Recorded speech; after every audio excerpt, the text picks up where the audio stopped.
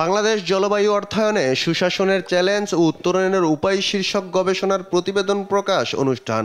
মঙ্গলবার সকালে টিআইবির প্রধান কার্যালয়ে এই গবেষণার প্রতিবেদন প্রকাশ করা হয়। এতে তুলে ধরা হয় 94টি সুপারিশ।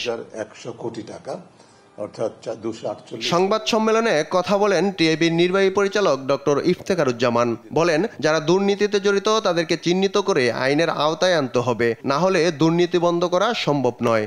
যেহেতু জলবায়ু অর্থায়নে বিশাল ধরনের অনিয়ম দুর্নীতি হয়েছে, সুশাসনের ঘাটতি হয়েছে, সেই কারণে জলবায়ু অর্থায়নের যে প্রণোদনা, যে উদ্দেশ্য, সেটাকে কোনোভাবে অবমূল্যায়ন করার সুযোগ নেই।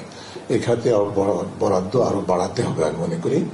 জলবায়ু খাতে প্রতি বছর $12 মিলিয়ন প্রয়োজন, যেখানে গেল 2 দশকে ডলারে এসেছে $1.2 মিলিয়ন, যার মধ্যে 54% দুর্নীতি হয়েছে, যার পরিমাণ প্রায় 2000 কোটি বলে জানান টিআইবির নির্বাহী পরিচালক। বাংলাদেশের জলবায়ু পরিবর্তনের জন্য মোট প্রতি বছর দরকার হচ্ছে $12 বিলিয়ন করে।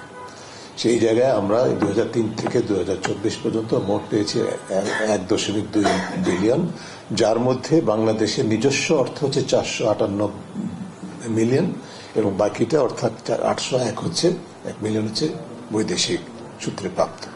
জলবায়ু ট্রাস্ট আইন সহ সংশ্লিষ্ট আইনগুলোকে শক্তিশালী করতে সুপারিশ করা হয়েছে উল্লেখ করে জানান, বাস্তবায়নকারী প্রতিষ্ঠানগুলোকে শক্তিশালী করতে হবে। গবেষণা প্রতিবেদন প্রকাশ। ফেরদৌস রহমান, দেশ টিভি, ঢাকা।